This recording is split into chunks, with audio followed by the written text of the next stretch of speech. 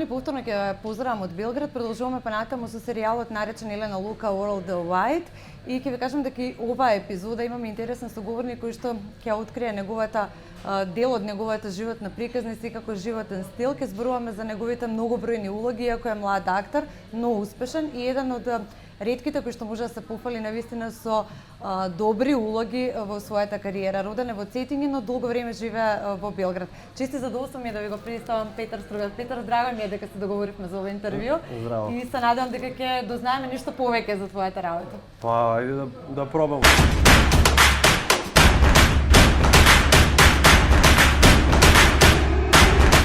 Mi smo imali sreću da smo mogli da snimamo manje više tokom cele ove godine, jer snimanja su zatvorenog tipa i nije javno okupljanje. Jednostavno, svi smo testirani, svi su zdravi dolazili na snimanje.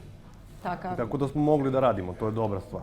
Čak i u vreme lockdowna, kada smo imali policijski čast i tako dalje, ja i moj klub smo imali mogućnost da idemo i da negujemo konje koji su nam u klubu i nisu ispred kuće i u kući zajedno sa nama, nego jednostavno smo imali dozvolu da se krećemo do tamo, da pružamo negu tim životinjama.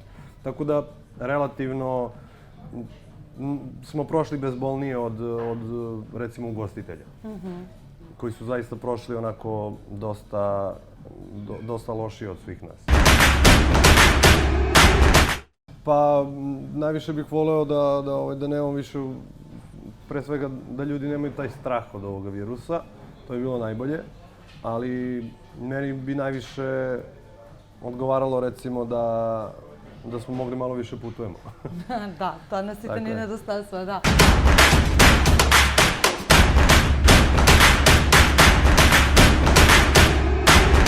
Imali smo sreću da se takav, u tom periodu života da se pojavi takav projekat. To je definitivna sreća. Sve ostalo je dobro zarađeno. Ja sam prošao 8 krugova castinga da bi uopšte dobio ulogu. Tako da to je dosta uticalo i to talenat i sve ostalo što je trebalo i bilo neophodno za tako nešto, a sreća je to što se pojavio takav projekat u pravom trenutku. Pa jeste, to mi je bukvalno prva uloga u životu. Ja pre toga nisam imao ulogu ni jednu i to je prvo što sam radio. I sreća je što sam u takvom projektu bio sa takvim kolegama, sa takvim rediteljem, sa takvom ekipom, da je to nakon tih 5 godina koliko se snimalo bilo jedno pozamašno iskustvo u poslu kojem želim da se bavim. Tako je.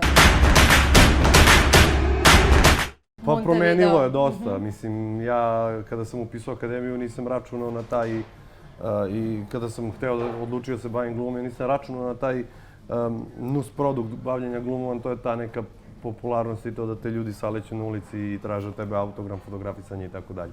Ja to nisam računao i onda jednostavno to me malo šokiralo. Bavio sam se svojim poslom i time zašto sam se školovao.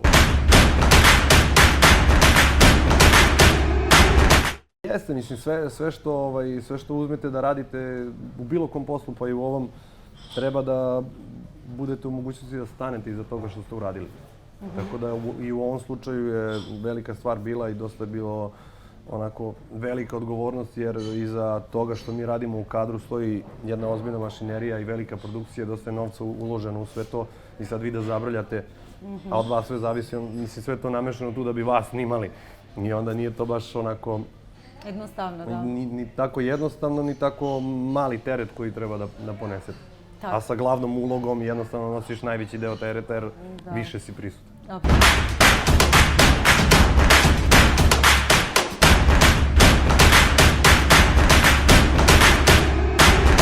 Jednostavno, ja sam to povezao sa sportom, ja sam se dugo bavio sa sportom i pred važne utakmice i generalno pred utakmice ti kad izlaziš na teren postoji neka trema.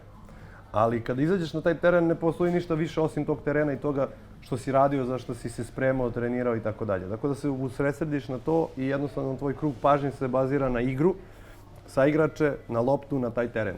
I to sam samo primenio ovde. Ok, ja sam se školovao za ovo. Jednostavno kad smo došli mi smo radili na scenama, na likovima, na ulozi i tako dalje. I jednostavno trema je uvijek postojala, neka pozitivna trema i to je s moje strane prebrođeno na taj način. Opet, s druge strane, imao sam sreću da sarađujem sa Bijelom i Nikolom Kojom koji su glumci, oni su prošli sve to i dosta dobro znaju da ti daju indikaciju na samom snimanju kako da rešiš neku scenu ili kako da nešto ispadne prirodnije ili bolje, jer su sami glumci i znaju kako stvari funkcionišu.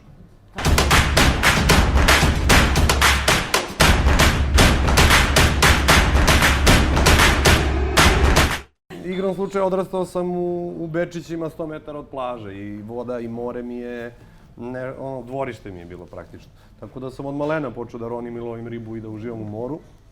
Naravno, budu odbojkaški grad pa sam trenirao i odbojku i bavio se odbojkom. Kasnije sam upisao akademiju, zarad uloge sam trenirao fudbal, zarad uloge sam trenirao i karate i boks i judo i šta je već, jiu-jitsu, pardon, šta je već trebalo da... I što ti biše najteško to? Šta je bilo potrebno da se spremi uloga, jer to je moj glumački zadatak i moje zaduženje glumačko je da ja spremim tu ulogu, a ta uloga zahteva to i to. Da. Tako da to je bio deo posla, a opet sa druge strane drago mi je bilo jer, ajde da kažemo, sam sportski tip pa mi sve to prija. Bilo je i kada sam se gojio za ulogu i nisam smeo da treniram za malog Bude, recimo, ja sam se gojio namenski za ulogu i održavao kilažu, to je isto bilo naporno, katastrofa. Što se konja tiče, to sam pretvorio u svoj drugi posao ili prvi, kako god volite i želite, nešto što je velika strast i velika ljubav. I posvetio sam se tome, bavim se konjima već, mislim da sam ušao u 11. godinu provođenja vremena sa konjima i bavljenja njima. Niko sam. Jednostavno, želeo sam uvijek da probam. Kada sam se preselio u Beograd, otvorila se mogućnost, otišao, probao i to je bilo to. Na prvo? Pa da. A ustanatite sportovi, što ti udeše najteško?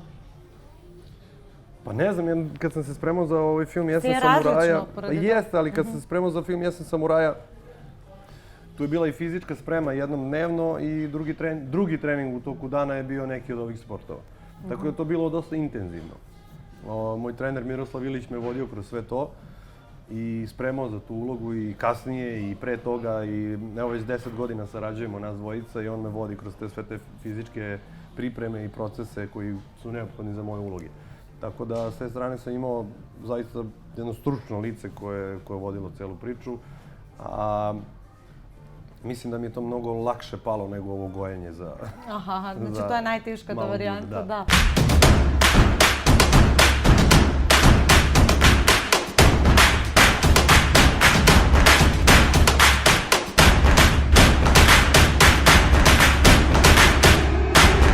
Mislim da sam u toj sezoni bio jedini Budvanin koji igra u toj seriji. Jedini koji je iz Budve igra u toj seriji. Da. Kaži mi, da li postoji neka uloga koja što ti je potajno si je posakuvao da je igraš? Pa ja bih jako volio to još od akademije, od Bernarda Shawa, Đavolov učenik. To je pozorišni komad i... Iako teatar nije neka tvoja prva ljubav. Pa teatar, mi se školujemo za manje više za teatar. Mislim, ja to objašnjavam ljudima, gluma u pozorištu i gluma u teatru. Ekranizirane su samo drugo, da. Da, gluma u pozorištu i gluma na filmu su kao dve discipline odbojke. Odbojka na pesku i odbojka u hali, na parketu. Da, na teren, da. Što u suštini je sve odbojka, ali malo su drugačiji su malo sportovi. Tako da, to je u principu isto to, samo zavisi kako se primenjuje, jeli? Ne možete da pravite u krupnom kadru velike pokrete koje biste morali da pravite na velikoj sceni. Tako da, prilagođenje je samo u pitanju. Što se pozorišta tiče, jednostavno, ja sam malo studirao haotično, ja sam završio 2 godine na Cetinju, pa 2 godine u Beogradu, diplomirao u Beogradu. Malo sam haotično studirao, odmah sam počeo da snimam posle 2. godine i nekako to pozorište mi se nije dogodilo, nije se desilo, tako da... Ne kliknalo. Pa da, jednostavno, bio sam dosta zauzet i snimanjima i nisam bio, da kažem, ljudima iz pozorišta na oku da vidimo i razvoj i tako dalje. Kasnije sam toliko otišao sa snimanjima da nisam imao ni vremena za pozorište, tako, ali dobro. Ali u svakom slučaju ovo je nešto što može ostanu. Se naći možda ovo je nešto što ostanu. Tako je.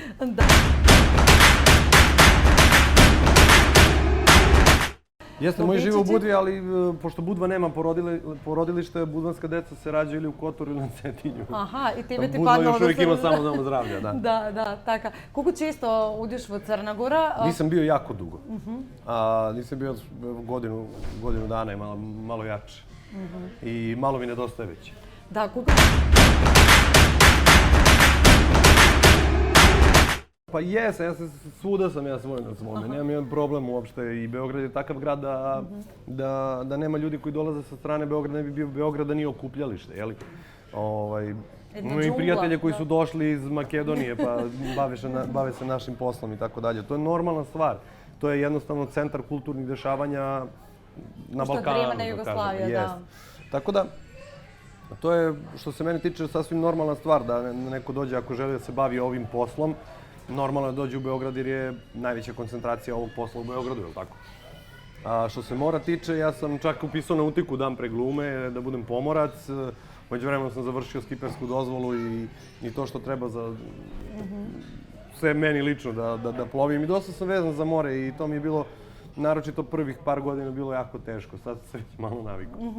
Ке биде за некој 30 години старецот и морето, веројатно. Tako je, apsolutno. Така, многу работи... Ako ostane ribe u morima. Да. Sa Toni Mihajlovski sam radio. Тони Михајловски, I да. sa Nikola Ристановски, tako je. да. Колку имаш време да... Ne, s Nikolom nisam imao ništa direktno, čini mi se. On se dolazio na Montevideo je gostovao, ali nismo imali ništa direktno, scenu nismo imali. Колку пратиш актерска сцена во Македонија? Pa, iskreno da budem, ne koliko bi trebalo. Ali jednostavno živimo tako jedan dinamičan život i dosta vremena mi u toku dana ode i na konje i bavljenje konjima i porodica i završava i trči vamo, trči tamo, tako da ja slabo stižem jednostavno fizički, ne mogu da stignem da ispratim sve.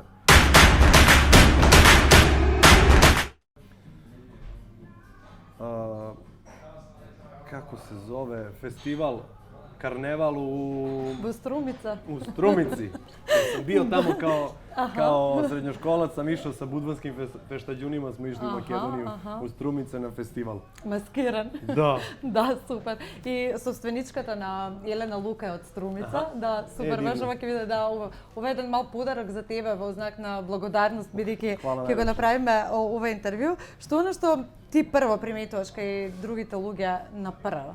Велат, за прв печаток нема втор пат. Pa Што е oči. оно што прво Oči su jednostavno stvar koju primetiš prvo. огледало? Tako je. I oči jednostavno ne mogu da lažu, ajde da kažemo tako. U očima se sve vidi i bude ti mnogo stvari jasno. Јасно iz што на pogleda. прво, да.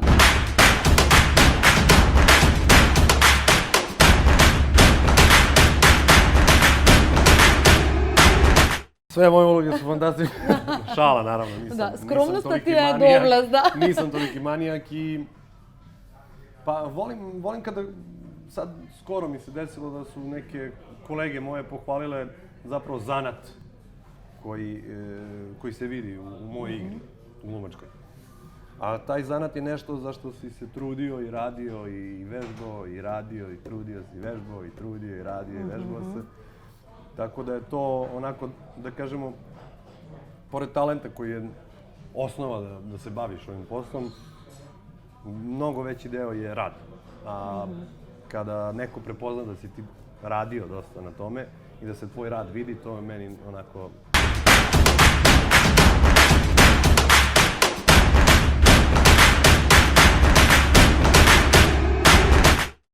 Pa imam, zato vrlo često ne spavam toliko dugo. Volim da gledam serije, gledam filmove, stalno to me opušta i ako su neki stresni periodi, najviše volim da gledam glupe filmove i glupe serije. Зошто? Pa nekako sam... Niti je vključen mozak Nekako da sam ga shvatio odmoriš. da kada gledam te gluposti, recimo neki vampiri se tuku s nekim vukodlacima i te neke gluposti, mene to odmara, isključi mi mozak i tako se ovako, da kažemo, smirim najbolje.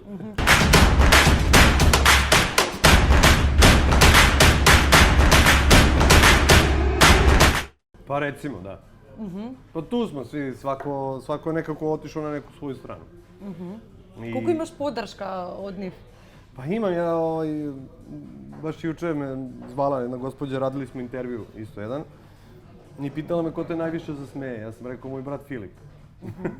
Najmlađi brat Filip je najduhovitija osoba, ja mislim, koju poznajem i on je jedini koji može da me nasmeje u svakoj situaciji. А мене да речеме вицовите за црногорците. Има све вицеве.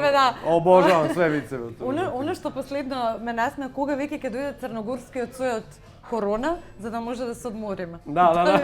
Онака најинтересно, да. Кога ќе дојде тоа? Кој е за тебе најинтересен црногорски виц? Nije za televiziju, nije baš za javnost. Dobro, не од тие, да. Pa, ne mogu sad da se setim, samo mi padaju bezobrazni na pamet. Да, може јас да ти кажам еден. Može, naravno. Значи, Ali mislim da ga znam, ajde. Па не знам, значи трга синот да се пакува, да се сели од Црна Гора и мајката плаче, као синот вика, мама, као нема да плачеш, па идам само у Београд, као. Така да... Ja znam drugu verziju tog vica. Pa ako se ide u Ameriku i majka plače i kaže, pa pobogu što plačeš, ženo, ide u Ameriku, ne ide u Beograd, vratit će se. Da. Iz Beograda se ne vraćaju. Da. Ili ima isto vic, dolazi sin ocu i kaže, tata, ja sam odlučio, ja ću da pređem sa pravnog fakulteta na medicinski. A otac kaže, ti sine kako hoćeš, djed i ja ostajemo. Najako da. Ti kako Eto, sakaš, što se mene tiče, ja sam ispunio isto nacionalnu normu. Onako jedan prosek sam ispunio od 8 godina studiranja.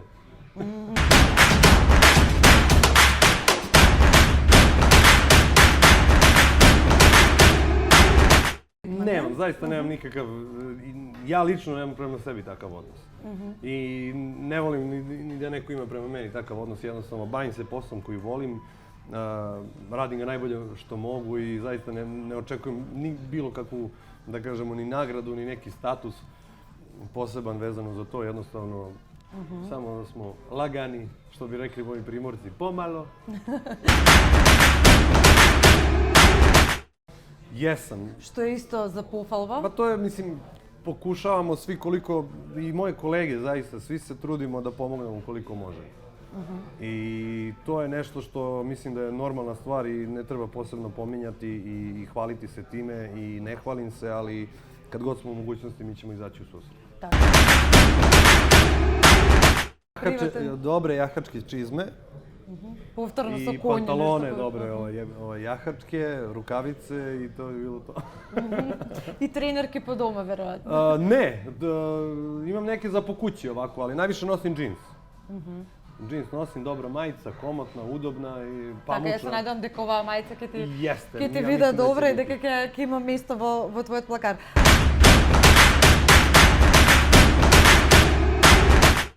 To je završeno, krenulo je u emitovanje skoro. To smo snimali letos od maja do septembra. Nakon toga smo Ljubomir Bulajić, koji je umeđu vremenu postao moj veliki prijatelj, smo nastavili, igrali smo odmah u jednom projektu posle Kralja, igrali smo Rođenu braću. Projekat se zove Zlatni dečko i on će krenuti u bioskope, taj film će krenuti u bioskope početkom maja. Još uvijek se ne zna tačan termin, ali uskoro će se znati. Tako da to je nešto što smo radili do sad i to je nešto što je u narednom periodu aktualno. Ono što sledi, to je na jesen imam 3 projekta, 3 neke serije za koje ću takođe 2 serije od te 3 ću raditi i konje, kao što sam i radio za Kralja Aleksandra. Igrajući konje, odnosno ta konjica. Spojuš korisne i uvalo, da, tako, konjica za snimanje filmova. Mislim, meni je to uzbudljivo i volim da se bavim time. Tako će to biti zabavno. U međuvremenu šta se desi se. Nema ništa precizirano i što kažu zakucano. Da. Pa šta bude, bit će. Pa i ne može da se planira mnogo sa cijelova situacija, no Aleksandar... Ali mislim da imam neki osjećaj da to polako ide na bolje s ovim vakcinacijama i tako dalje. Mislim da ćemo uskoro izaći na kraj sa ovim što nas je... Cijelo ovo, da.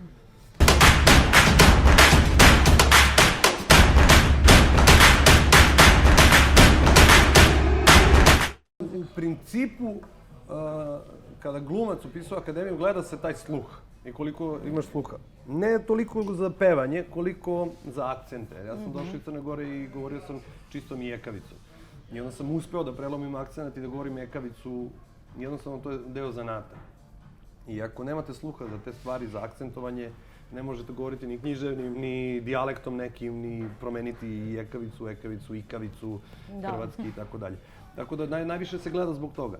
I samim tim, kada se biraju ljudi koji su muzikalni, normalno je da će se i privatno baviti muzikom. Ja konkretno ne znam baš da pevam, ali imam sluha, mogu da čujem. Ja sam prelomio ekavicu, to je nešto što sam uspeo, ali...